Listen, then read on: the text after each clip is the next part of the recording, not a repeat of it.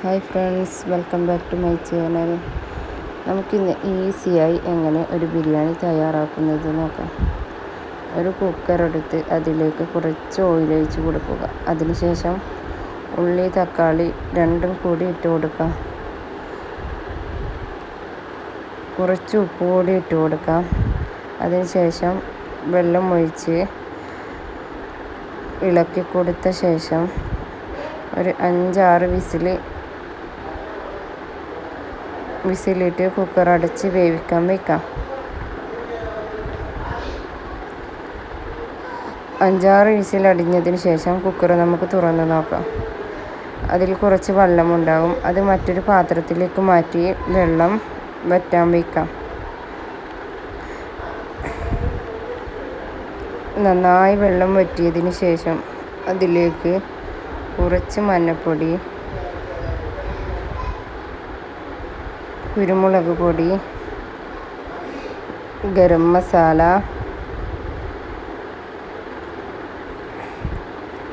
അല്പം chicken masala,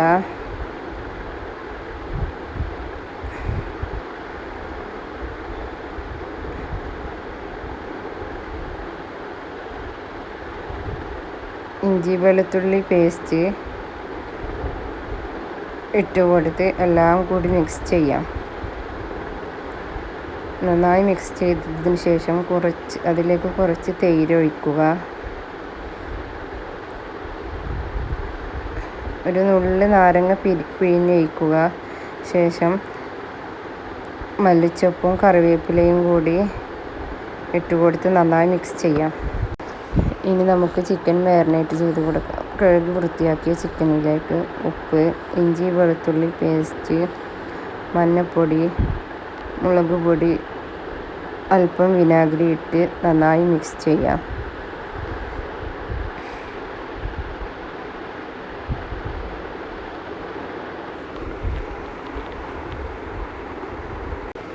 chicken കുറച്ച് സമയം റെസ്റ്റ് എടുക്കാൻ വയ്ക്കാം. അപ്പോഴേക്കും ഉള്ളി, അണ്ടിപ്പരിപ്പ്, മുന്തിരി പൊരിച്ചെടുക്കാം.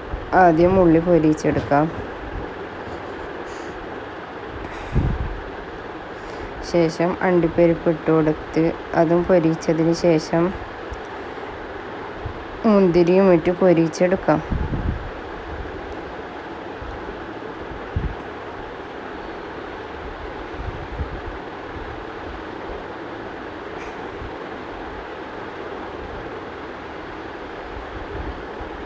എല്ലാം ഒരു പാത്രത്തിലേക്ക് മാറ്റി വയ്ക്കാം.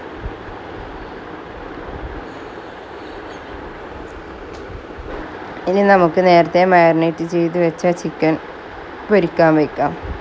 ഒരു കടായി എടുത്ത് അതിലേക്ക് അല്പം എണ്ണ ഒഴിച്ച് ചിക്കൻ പൊരിക്കാൻ വയ്ക്കാം.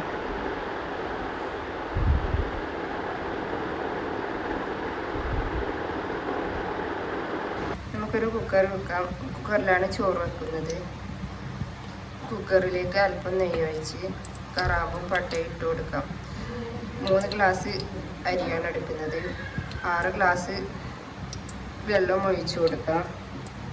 വേവുള്ള അരി ആയതുകൊണ്ട് 1 ഗ്ലാസ്സിന് 2 ഗ്ലാസ് എന്ന നിലക്കാണ് വെള്ളം എടുത്തത്. വേവ് കുറവാണെങ്കിൽ 1 ഗ്ലാസ്സിന് 1.5 ഗ്ലാസ് വെള്ളം മതി.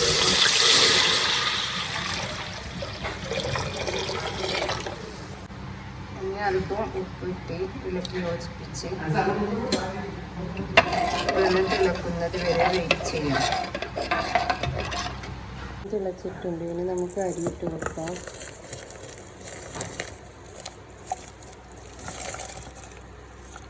ഒന്ന് ഇളക്കിയ ശേഷം കുക്കർ അടിച്ച് 3 വിസിൽ അടിക്കാൻ വെക്കാം.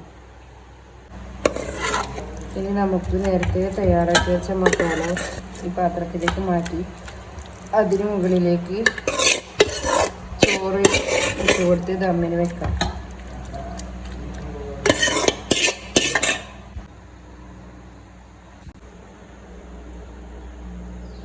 ഇനി നമുക്ക് പൊരിച്ച് വെച്ച ഉള്ളിയും അണ്ടിപ്പരിപ്പും മുന്തിരിയും കുറച്ച് മല്ലിച്ചപ്പും ഇട്ട്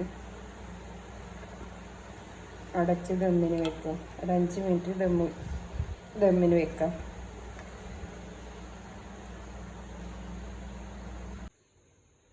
The easy